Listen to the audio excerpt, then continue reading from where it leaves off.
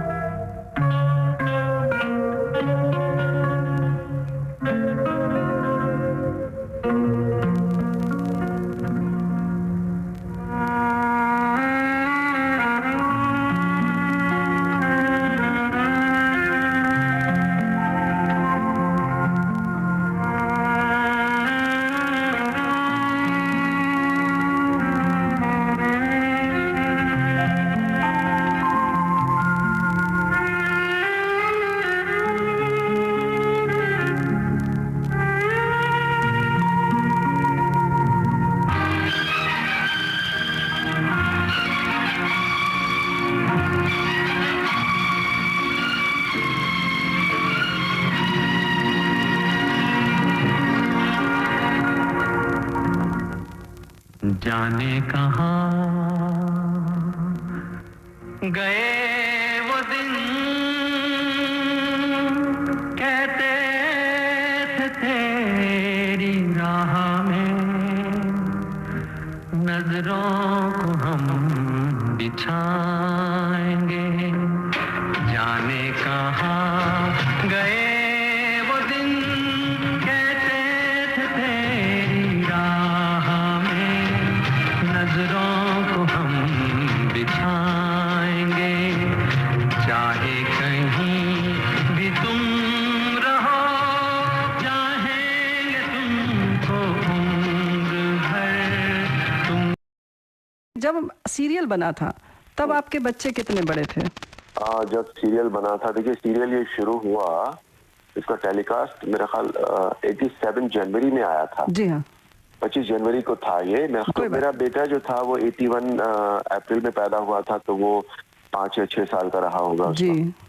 और मेरी बिटिया तब तक पैदा नहीं हुई थी। जी। तो बस एक बेटा था उस समय तक। बस यही सवाल हमारे जहन में उठ रहा है कि उस वक्त जब बच्चे आपके इतने छोटे थे, एक पैदा भी नहीं हुआ था, और इस वक्त माशाल्लाह 35 साल के हो रहे होंगे, 40 के हो रहे होंगे, और बिटिया 33। जी हाँ, मेरा बेटा 39 का है, 39 का है, मेरी बिटिया 30 की है। तो अब उन्हें कैसा लग रहा है, और आप जब बैठ के साथ में देखते हैं तो कैसा लग रहा है? नहीं, बहुत अभी इन दिनों हमने पूरी फैमिली ने देखा। Of course my daughter is not here जी। बट बेटे के साथ देखा। ग्रैंडसन भी है, ग्रैंड डॉटर भी है अब तो। वाह वाह वाह। तो पूरी फैमिली के साथ हमने पत्नी के साथ बैठकर देखा, तो बहुत मजा आ रहा है। और रामायण में बनी ही इतनी अच्छी है कि उसे देखकर बहुत मजा आता है। और परिवार के साथ देखें तो बहुत ही अच्छा लगता है, बिकॉज सारा कुछ इसमें इतना ज्यादा पारिवारिक है रामायण में। जी हाँ। तो इन दिनों दिखाया जा रहा है। We are really enjoying it. जी हाँ। आज का जो युवा है उसके मन मानस पर प्रभाव किस तरह से पड़ेगा, आपको क्या लगता है? किसी भी चीज का प्रभाव लेने के लिए पहले तो इच्छा होनी चाहिए। जी। ठीक है। हमें अब रिसेप्टिव होना चाहिए कुछ भी लेने के लिए। जी। अगर हम अपने दिमाग और दिल के दरवाजे बंद करके कोई चीज देखते हैं तो कुछ नहीं मिलेगा। लेकिन अगर हमने दिमाग और दिल के दरवाजे खोले हुए हैं जी। तो रामायण से अच्छा देने वाला और कोई नहीं है। जी। रामायण में इतना कुछ है। राम जी के आप विचार देख लीजिए, आदर्श देख लीजिए, संस्कार देख लीजिए। राम के ही नहीं, किसी भी चरित्र के देख लीजिए। जी हाँ। जी भरत के देख लीजिए, इट्स आउटस्टैंडिंग। हाँ, भरत तो मतलब विलक्षण भाई के रूप में, मतलब समर्पण जो है वो विलक्षण है। अब लक्ष्मण का समर्पण देख लीजिए। जी हाँ ठीक है, लक्ष्मण तो छोड़ दीजिए, उर्मिला का समर्पण देख लीजिए, जी सीता बिल्कुल। का समर्पण देख लीजिए, जी हाँ कौशल्या देख लीजिए, दशरथ देख लीजिए, हनुमान देख लीजिए, जी हाँ, किसी भी कैरेक्टर को ले लीजिए आप, बहुत सारे। इतना सब कुछ रामायण हमें दे सकती है, देती जी। है। खाली हमें जरा सी इच्छा होनी चाहिए कि हमें कुछ लेना है। ये बात तो है, और जीवन के हर पल में हमारे लिए और सहयोगी है। रामायण आज भी उतनी ही रेलेवेंट है जी, जितनी उस वक्त थी, आज भी उतनी ही रेलेवेंट है। क्योंकि जीवन का दर्शन है उसमें, और उसको जीवन हमको जीने की कला सिखाती है, और हर वक्त सहयोगी के तौर पर हमारे साथ है, समाधान देती है। हाँ नहीं, बिल्कुल ठीक बात है। मैं बताऊं आपको कि मुझे कितनी जगह मोटिवेशनल स्पीचेस के लिए बुलाया जाता जी है। हाँ हाँ बिल्कुल, मैं वही पूछना चाह रही थी कि उसके बाद क्या हुआ फिर? आप तो रामचंद्र जी बन गए फिर। कॉर्पोरेट सेक्टर में भी, स्कूल्स में भी, कॉलेजेस में भी। जी तो वहाँ यही यही बात करता हूँ मैं कि रामायण में सब कुछ है हमारे पास। जी हमारी चरित्र कैसे बनेगा, हमारी पर्सनालिटी कैसे बनेगी, क्योंकि पर्सनालिटी जब बनती है ना तो उसमें गुण होने चाहिए। जी वो गुण अंदर शरीर हमारे होते मन में है, हमारे जी। हृदय में होते हैं, लेकिन वो दिखते बाहर हैं, जी ऑब्वियस होकर दिखते हैं। वो है कैसे हम अपने संगी साथियों को एक टीम स्पिरिट बना सकते हैं, कैसे हम उनको इंस्पायर कर सकते हैं, लाइफ में जो हमारे संपर्क है उनको हम कैसे इंस्पायर कर सकते हैं, जी कैसे हम उनसे इंस्पायर हो सकते हैं। बिल्कुल, ये बिल्कुल। सारा कुछ जो है रामायण हमें देती है। हाँ, पर लेकिन वही पारिवारिक आप। रिश्ते जी, कैसे होते हैं, कैसे होने चाहिए, कितना आज की तारीख समर्पण में होना बताइए। चाहिए परिवार के समर्पण लिए। होना चाहिए, एक दूसरे के लिए प्रेम और त्याग की भावना होनी चाहिए। जी जब ये पॉजिटिव सकारात्मक पॉइंटर्स होते हैं ना हमारी लाइफ में, जी तो हमारा जीवन में बहुत सुख और शांति हो जाती है, बहुत आसान हो जाता है जीवन। बिल्कुल, ये बात तो वरना आप। जीवन को आप कितना भी कॉम्प्लिकेटेड कर लीजिए, जी जितना आपकी इच्छा हो, हाँ, कर तो सकते मिलेगा हैं। कुछ नहीं उससे, बिल्कुल सही है। है ना? दोनों पहलू हैं, अगर हम देखें तो जीवन बहुत अच्छा है, अदरवाइज देखने लगेंगे बहुत खराब है तो बहुत खराब है। बिल्कुल वही, ग्लास आधा खाली है या आधा भरा है, जी, पॉइंट ऑफ व्यू तो नजरिया। है ना। जी। नजरिया तो वही है। अरुण गोविल जी, कौन सा गीत आप सुनना चाहते हैं?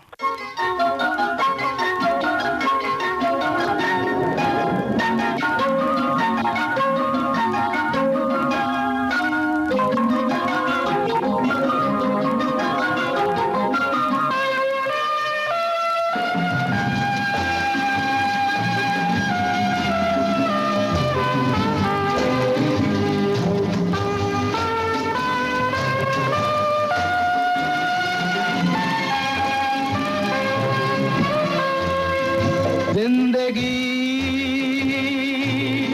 कैसी है पहेली हाय, कभी तो हंसाए कभी ये रुलाए। जिंदगी कैसी है पहेली हाय, कभी तो हंसाए कभी ये रुलाए। कि सुरीली धड़कन पर आप सुन रहे हैं आज के मेहमान में अरुण गोविल से बातचीत। अरुण जी, आपने अभी कहा कि दोस्त बना लें, तो एक बार आपने जब कहा था कि जब आप 69 में नाटक कर रहे थे, रंगमंच करते थे, पुराने दोस्त जुड़ते थे, आपके दोस्त थे, तो पुराने कोई दोस्त अभी भी आपसे संपर्क में हैं क्या? कैसा है दोस्तों का आपका दायरा? और दोस्तों का दायरा मेरे, क्योंकि जो दोस्त जिन्हें हम दोस्त कहते हैं जी वो सब तो नॉर्थ में है, जी तो उनसे मुलाकात जब नॉर्थ जाते हैं तो कभी कभी हो जाती है, फोन पे बात होती रहती है। बाकी प्रोफेशनल यहाँ आने के बाद, क्योंकि मैं ये मानता हूँ कि स्कूल और कॉलेज की दोस्ती एक अलग दोस्ती होती है, और प्रोफेशनल होने के बाद एक वो एक संबंध बस होता है, वो एक शायद वर्किंग एक दोस्ती होती रिलेशनशिप है। होती है, हाँ, वो उस तरह की होती है। मतलब दोस्त तो बस कॉलेज वाले ही दोस्त होते हैं, स्कूल कॉलेज वाले। मेरे ख्याल से शायद वही होते हैं, जी पर ऐसा भी नहीं है। मतलब पिछले कुछ सालों से यहाँ इस उम्र में आने के बाद भी मेरे पास 2-3 दोस्त मेरे ऐसे हैं जी कि जिन्हें लिटरली दोस्त कहा जा सकता है। वो दोस्त की परिभाषा में पूरे खरे उतरते हैं। परिभाषा की बात अगर करें तो क्या लगता है आपको, दोस्त की परिभाषा क्या है? दोस्त की परिभाषा यही होती है कि जो हमारे वक्त में काम आए, जी। हमें अच्छी बातें बताए, हमें बुरे रास्ते पर न ले जाए, हमें अच्छी बातें सिखाए, सही है बात ना? है। जी। वो दोस्त होता है, और क्या? जो सिर्फ अच्छा मुँह रास्ता पर दिखाए वो दोस्त है, हाँ, केवल तारीफ ना करें। केवल तारीफ ना करे। अच्छा बहुत सारी बातें हो गई और हिम्मत वाला में आपका जो रोल था हाँ, उसके बारे में थोड़ा सा चर्चा करना चाह रहे थे कि कैसे किया आपने वो। जो रोल था वो मेरा वो था डेफ एंड डम का रोल था। जी इसीलिए। हाँ तो उसमें मतलब कोई बहुत ऐसा नहीं था, खुद थोड़ी बहुत तैयारी तो करनी पड़ती, क्योंकि उस तरह का रोल मैंने पहले कभी किया नहीं था। जी हाँ इसीलिए। तो थोड़ी तैयारी तो करनी पड़ती है, बट वो रोल बहुत सराहा गया। लेकिन ट्रेनिंग आपने ली उसके लिए कुछ? ट्रेनिंग नहीं लेती, मैं देखिए ट्रेनिंग नहीं होती उसके लिए। बेसिकली मुझे लगता है कि एक्टिंग जो है वो ऑब्जर्वेशन का काम है, जी जी कि आप ऑब्जर्व करें उस तरह के लोगों को और फिर करके देखें कि आप कैसे उसे कर सकते हैं जो आपने ऑब्जर्व किया है। जी ठीक है ना? जी हाँ। तो ये एक प्रैक्टिस होती है, इसे आप ट्रेनिंग कह लीजिए या आप हाँ ऑब्जर्वेशन से भी ट्रेनिंग हो जाती है, दोनों observation तरीका है। फिर है। उसके बाद वर्किंग है कि हमारे ऊपर क्या चीज अच्छी भी लगती है, क्या चीज नहीं अच्छी लगती है। हो सकता है जो कुछ भाव ऐसे होते हैं, कुछ एक्शंस ऐसे होते हैं जो जी। दूसरे के ऊपर अच्छे लगते हैं, हमारे ऊपर शायद ठीक ना लगते हैं। जी तो हम पहले ऑब्जर्व करें, फिर उसे करके देख लें। मतलब आप थोड़ा सा उसमें अपना रंग भी डालेंगे ना? फिर डालना ही, एक्टर का अपना रंग होता ही होता है। जी उसी को एक्टिंग कहा भी जाता है ना। बिल्कुल, तभी तो वो भिन्न। कॉपी हो गई फिर तो। जी हाँ बिल्कुल सही बात है। जी। अरुण गोविल जी को और कौन सा गीत सबसे ज्यादा पसंद है और कौन सा उनके दिल के नजदीक है जो सुनना चाहते हैं आप? ये गीत तो देखिए, म्यूजिक का मुझे बहुत ज्यादा शौक रहा है जी और बहुत सारे गीत हैं जो बहुत पसंद हैं। पर आज की इस दुनिया को देखते हुए, जी आज के इस नॉइज पोल्यूशन को देखते हुए, ये एक फिल्म बनी थी हमारे यहाँ, मनोज कुमार जी ने बनाई थी, शोर। जी उसका जो डुएट नंबर है ना, वो मुझे बहुत पसंद है, बहुत पसंद है। एक प्यार का नगमा है। गा के सुनाइए। नहीं गाया, मैं नहीं गा पाऊंगा। ये मैं जिन व्यक्तियों ने ये गाया है ना, जी नहीं, मैं उनके सामने नहीं, बिल्कुल भी मुंह भी नहीं खोलना चाहता। चलिए एक प्यार का नगमा है तो फिर है, चलिए सुना देते हैं। बिल्कुल है, जी हाँ। बिल्कुल है, बिल्कुल।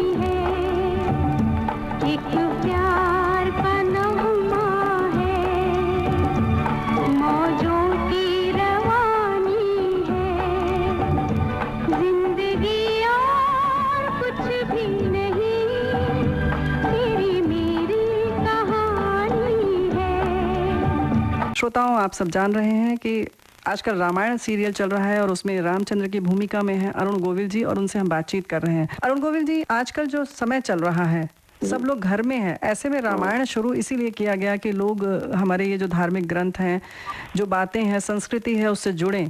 तो आप क्या कहना चाहेंगे हमारे श्रोताओं से?